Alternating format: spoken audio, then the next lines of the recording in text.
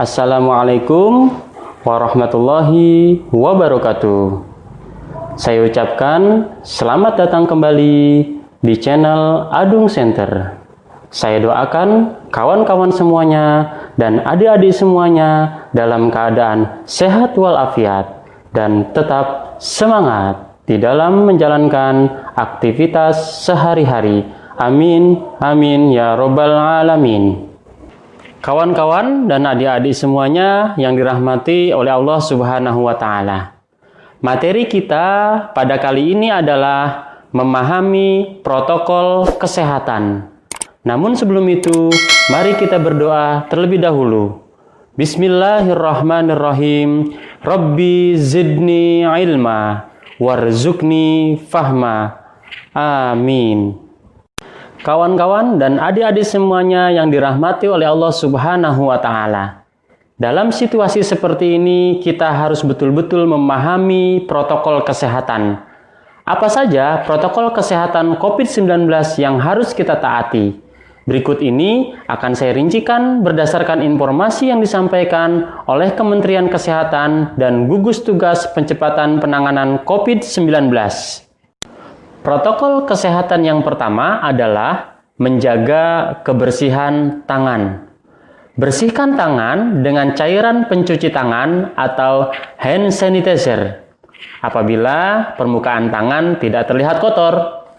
Namun, apabila tangan kotor, maka bersihkan menggunakan sabun dan air mengalir. Cara mencuci tangan pun harus sesuai dengan standar yang ada, yakni meliputi bagian dalam tangan, punggung tangan, sela-sela jari, dan ujung-ujung jari. Semuanya itu harus betul-betul kita bersihkan dengan baik. Protokol kesehatan yang kedua, jangan menyentuh wajah. Dalam kondisi tangan yang belum bersih, sebisa mungkin hindari dulu untuk menyentuh area wajah, khususnya mata, hidung, dan mulut. Mengapa demikian? Karena tangan kita bisa jadi terdapat virus yang didapatkan dari aktivitas yang kita lakukan.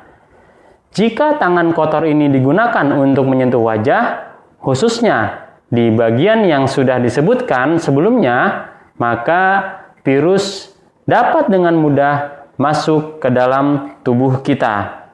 Maka dari itu, cuci tangan dahulu sebelum kita menyentuh wajah kita, apalagi wajah orang lain. Protokol kesehatan yang ketiga adalah terapkan etika batuk dan bersin. Ketika kita batuk atau bersin, tubuh akan mengeluarkan virus dari dalam tubuh. Jika virus itu mengenai dan terpapar ke orang lain, maka orang lain bisa terinfeksi virus yang berasal dari tubuh kita. Terlepas dari apakah kita memiliki virus corona atau tidak, etika batuk dan bersin harus tetap diterapkan. Caranya, tutup mulut dan hidung menggunakan lengan atas bagian dalam. Bagian ini dinilai aman untuk menutup mulut dan hidung dengan optimal. Selain itu, bagian lengan atas dalam ini tidak digunakan untuk beraktivitas menyentuh wajah, sehingga relatif aman. Selain dengan lengan, bisa juga menutup mulut dan hidung menggunakan kain tisu yang setelahnya harus langsung dibuang ke tempat sampah. Ingat, langsung dibuang ke tempat sampah ya, jangan dibuang sembarangan loh. Selanjutnya, protokol kesehatan yang keempat adalah pakai masker. Ingat, pakai masker. Kemana saja kita pergi, kita harus menggunakan masker. Nah, bagi kawan-kawan yang memiliki gejala gangguan pernapasan, kenakanlah masker medis kemanapun saat Anda keluar rumah. atau berinteraksi dengan orang lain. Setelah digunakan, masker medis hanya bisa digunakan 1 kali dan harus segera diganti. Jangan lupa, buang masker di tempat sampah yang tertutup, kemudian cuci tangan setelah itu. Namun, bagi Anda yang tidak memiliki gejala apapun, cukup gunakan masker non-medis. Karena masker medis jumlahnya lebih terbatas dan hanya diprioritaskan untuk mereka yang membutuhkannya. Nah, jadi kita bisa menggunakan masker yang biasa saja kalau memang kita dalam keadaan sehat. Untuk protokol kesehatan yang kelima, yaitu jaga jarak. Untuk menghindari terjadinya paparan virus dari orang ke orang lain, kita harus senantiasa menjaga jarak dengan orang lain, minimal 1 meter. Tapi jangan terlalu jauh juga ya. Ingat, minimal 1 meter. Terlebih, jika orang tersebut menunjukkan gejala gangguan pernapasan, maka jaga jarak juga dikenal dengan istilah physical distancing. Kita semua dilarang untuk mendatangi kerumunan, meminimalisir kontak fisik dengan orang lain, dan tidak mengadakan acara yang mengundang orang banyak. Karena kalau kita mengundang orang banyak, itu pasti akan terjadi kerumunan. Selanjutnya, protokol kesehatan yang keenam adalah isolasi mandiri. Saya ulangi, protokol kesehatan yang berikutnya adalah isolasi mandiri.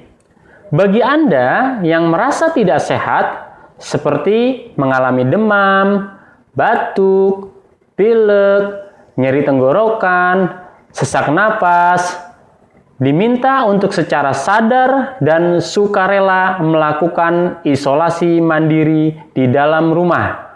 Tetap berada di dalam rumah dan tidak mendatangi tempat kerja, sekolah, atau tempat umum lainnya, karena bisa memiliki resiko infeksi COVID-19 dan menularkannya kepada orang lain.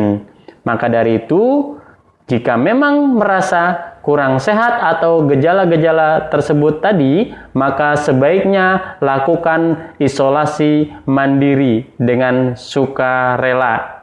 Selanjutnya, protokol kesehatan yang ketujuh adalah menjaga kesehatan. Selama kita berada di rumah atau kita berkegiatan di luar rumah, pastikan kesehatan fisik kita tetap terjaga. Di antaranya bisa kita berjemur sinar matahari pagi selama beberapa menit. Kemudian kita mengonsumsi makanan bergizi yang seimbang dan juga melakukan olahraga ringan di rumah. Istirahat yang cukup juga sangat dibutuhkan dalam upaya menjaga kesehatan, terutama selama masa pandemi ini. Mudah-mudahan kita semuanya terhindar dari virus corona. Saya doakan semoga kawan-kawan semuanya senantiasa diberikan kesehatan oleh Allah Subhanahu wa Ta'ala. Baik kawan-kawan sekalian, demikianlah materi kita pada kali ini. Semoga materi ini bermanfaat. Kurang lebihnya mohon dimaafkan. Wassalamualaikum warahmatullahi wabarakatuh.